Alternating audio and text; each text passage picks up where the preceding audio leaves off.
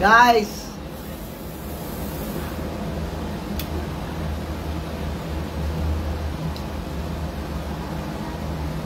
good morning. Live from Manila. Live from Manila. Please share. Ito ang inyong Bardagulan Queen, Mama Bing. Teka, tulog pa yata kayo ah. 5 pa lang. Yan. Guys, ang ganda ng gising ko. Ang saya-saya ko kagabi. Ang saya-saya ko. Malapit na ang 21 anniversary ng martial law. Ay, rally na naman. Eto. Dati, ang sinisigaw natin Marcos Hitler, Diktador, Tuta. Ngayon naman, hindi natin pinapaalis si BBM. Diba? Kasi nagising naman siya sa katotohanan. After 3 years, nagising na rin si BBM at babangon na tayo. 3 years, nagising na si BBM at babangon na siya. Ang taong bayang Pilipino ay hindi pa rin makabangon sa kahirapan. Pero si BBM ay gising na at kaway-kaway kayo dyan kay BBM. Good morning, BBM! Belated happy birthday! Hoy, Candy! Mag-ingat ka dyan. Ayan. Nako. Loyal follower ko to si Lily Grace Laging sinishare. Lily Grace!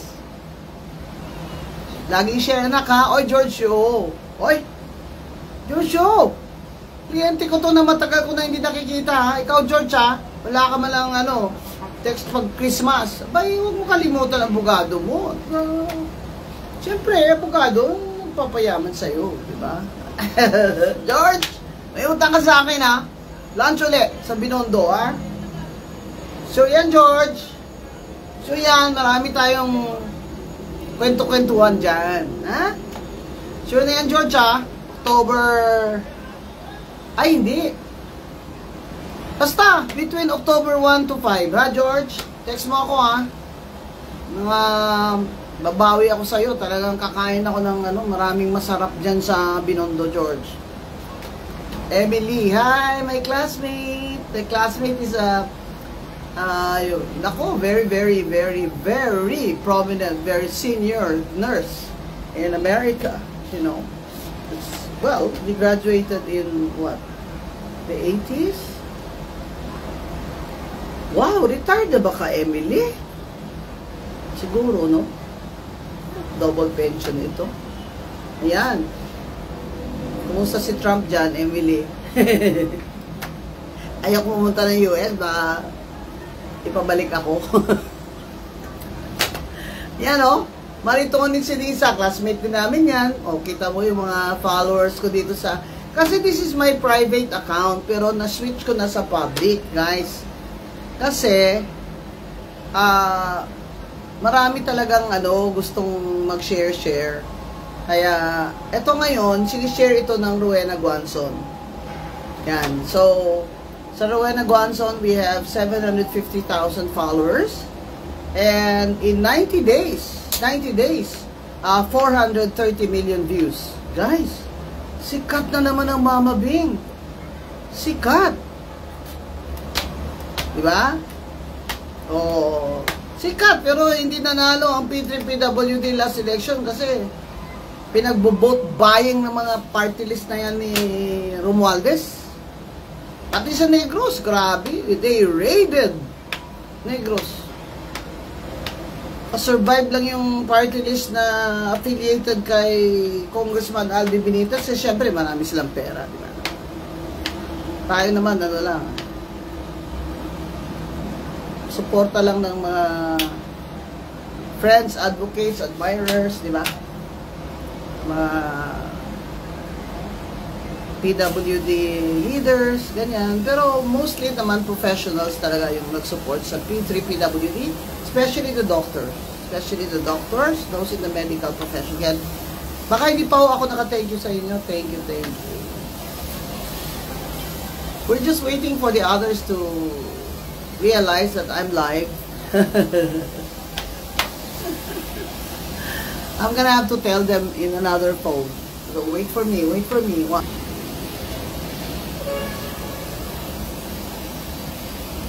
And hi again. JM Go. Yan, naklip ko na. Tinanggal ko na doon. Tsaka, ganyan, para hindi na makita yung map.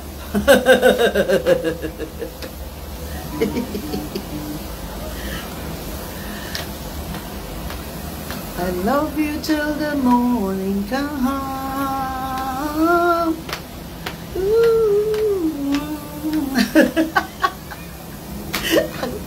Ang saya-saya ko, lipay kay ko. Parang after 3 years, ngayon lang nga talaga ako wow! Ang saya ko. Hindi yung sa ilaba, ang saya ko para sa bayan. Yan, ganyan, bongga. Kaya lang, dito sa Bing Guanzon, dahil ang friends dito limited lang.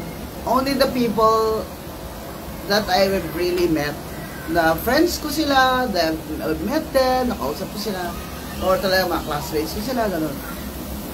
So there are only 2,000 of you here. But I set it to public para naman makita ng iba. Dito ba? Yan. Kasi gusto talaga ng iba naka-live. Pero later naman, this is going to be shared.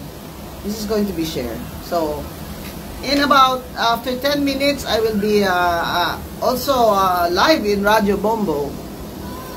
I have an invitation from another channel, but gusto nila live ng 9 o'clock doon sa studio nila ng Quezon City at 9 o'clock. Ang swerte nyo naman. I only wake up very early in the morning for lovers. Mamayang hapon, taped interview with Luchi Valdez Cruz. Yan. Talagang isa sa mga pinakamatalinong nakilala ko itong Luchi Valdez Cruz na ito. And matagal na kami din nagkita. So, hi Ram! Hi sweetie! Hi Ram! Konnichiwa! Konnichiwa! Ram! Don't forget, make friends there in Japan, ha? More friends, more votes. Diba? Yan. Make friends dyan, ha, Ram? Tsaka, alam mo na, next time we go there, syempre, meet and greet. Si Ram is my pamangkin. Nasa Okinawa siya ngayon. Yan. Kasi, Japanese siya na descendant ni Honda. You know? During the war, may Hapon ang apelyido niya si Honda. He married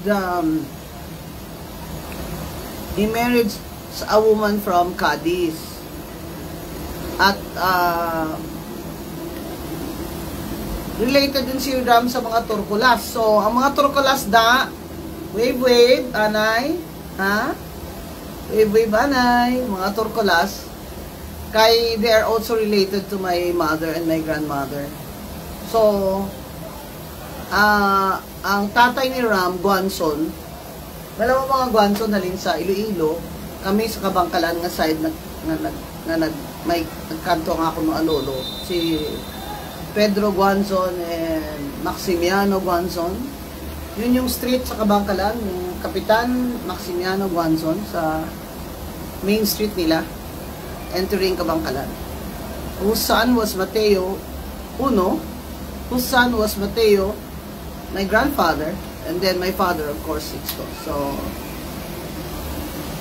Pedro, Maximiano, Mateo, Sixto. Six generation kami na alam lang namin because we don't know the name of the father and the mother of Pedro. So, relatives namin yan, yung mga sa Kabangkalan, mga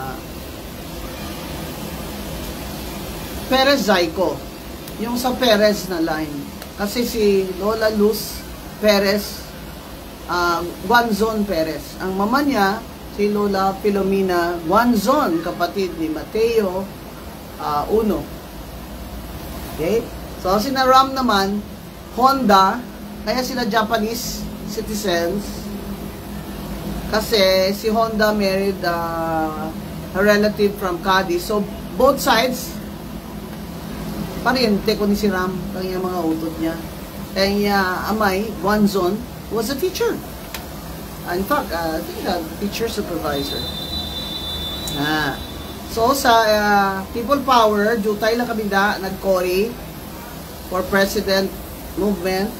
Ang father na ni Ram, mga teacher, sided with us. Siyempre, Guanzon siya.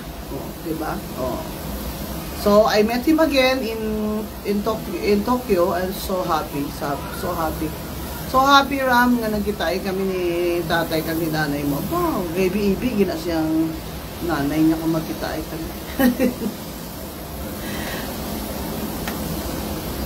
I love you, Ram.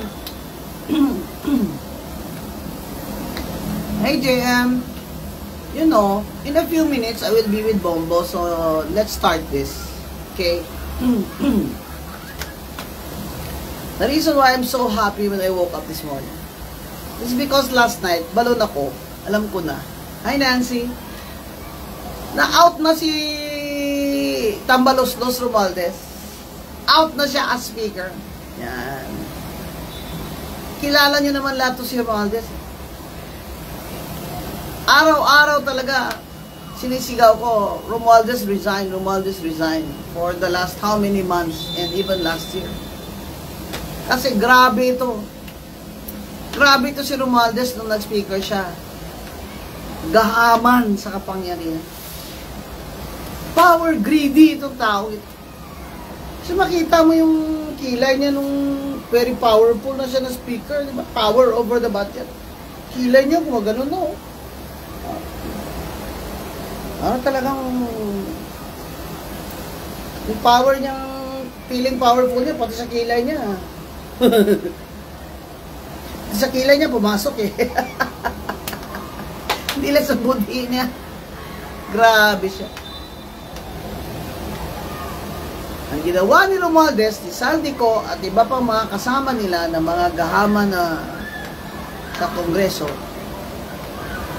ginamit nila ang National Budget, General Appropriations Act ng 2025 at 2024. 2025 pa lang nakita ngayon.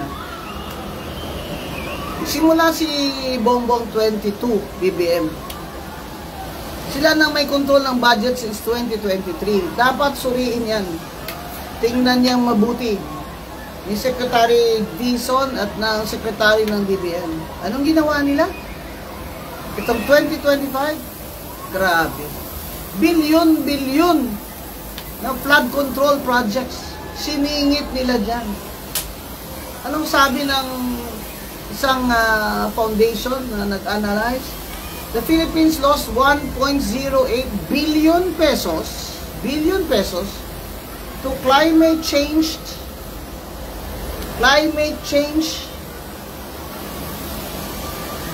goal projects. Kasama na dyan yung flood control. 1.08 billion. Kaya tayo baha. Kaya tayo, konting baha na lang sa Manila ngayon. Ay, konting ulan na lang, baha na. Pati UP na never in the history of the Philippines. Inahana, pumasok na nga sa UP College. Pumasok na sa mga colleges ang baha. Hi, Maria. Hi, Lalaine. So, itong si Romualdez, kaya ang daming hit na hit sa kanya. Binoto nila si BBM. Dahil Vice President niya si Sara, binoto rin siya ng mga Duterte voters. Within 1 year, saksak sa likod si Sara. Gustong patanggalin. Bakit? Confidential fund, 125 million. I-compare mo naman yung billion-billion nilang kickback ang mga hayop sila, mga animal. Saka yun, confidential fund yun eh. That's being audited. Di ba? Yung kanila, walang audit eh. Hindi ko dinidepensahan si Sara. Sinasabi ko lang, itong mga buhayang kawatan na ito, na mga walang hiya, walang budhi, billion-billion sa taxes natin, ang kinikbak nila, binulsa nila. Kung hindi pa lumabas na itong Diskaya, tsaka si BBM mismo ang nagising na si BBM after 3 years. At sa wakas, nagising na at bumangon na rin si BBM. Kasi alam ni BBM na darating na, very soon, magpuprotesta ng mga tao, hindi na kaya. By God's design, ha? Bumaha uli. Oo, kaya si BBM na mismo nagsabing, grabe kayo. Naiyak si BBM. Naiyak siya. Grabe kayo. Sana tuloy-tuloy na itong pagising ni BBM at tugisin itong kawatan na ito. Saldi ko, umuwi ka na. Umuwi ka na dito. Umuwi ka na dito sa Aldi ko, magsuntukan tayo. Alam ko, you're not that tall sa patas. Anyway, I'm 68 years old. Do I care about my reputation? As a lawyer, UP graduate, Harvard degree, so hamunin kita suntukin, saldi ko? Ba, deserve mo yan. Ang bongga. Ang swerte mo naman. Hahamunin pa kita. Ikaw dapat, kasi congressman ka eh. Saka ikaw dapat, dahil ikaw yung nasasakdal dito sa mata ng tao. Dati, di ba, wala pang mga rule of law, trial by combat. Yung mga romance, trial by combat. At pag hindi mo kaya, you will both agree to select your champion. Di ba? Hindi pwede substitute. Trial by combat. Saldi ko, walang iya ka. Umuwi ka dito, bumalik ka dito. Harapin mo kami. Harapin mo mga tao. Yan sa binulsa mo dyan, nilagay mo, in-insert yung mga congressman na pinasok nyo sa budget. Na hindi nga pinasa ng house yung, hindi nga nanggaling sa house yung mga items na yun, sa flood control, pinagpapasok niya. Pero mas marami pa doon yung pinasok nyo talaga. Mga hayop kayo, mga congressman dyan ng mga buhaya. Makinig kayo sa TV sa 21. Kung paano kayo murahin ang tao, deserve nyo yan. Deserve nyo yan. Dahil sa sobrang kahirapan ng tao ngayon, half of the Filipinos are hungry. Taas pa ng pamasahe, renta, electricity, mga hayop kayo. Naka-helicopter kayo, yung mga bahay nyo mansion, yung mga anak nyo, buibili natin 500,000 na mga damit at mga bag nyo, milyon-milyon mga relo nyo. Mga relo nyo, milyon-milyon galing sa nakaw. Hindi kayo nahiya dyan, mga congressman kayo. Pumasok kayo dyan, ano ba kayo? Sino ba kayo? Sabi ni Romualdez, nobody can bribe me. Yeah? Nobody can bribe you nga, kasi pinasok nyo na nga sa budget eh. Ano yun? Dahil ikaw naman ang speaker. Ano, sasabihin mo, si Saldi ko, kasalanan lahat ni Saldi ko yan. Sino ba nagpa-escape kay Saldi ko sa abroad? Hindi ba si Romualdez? Yes. Isalis ka na muna dito at mainit. Oh, ngayon,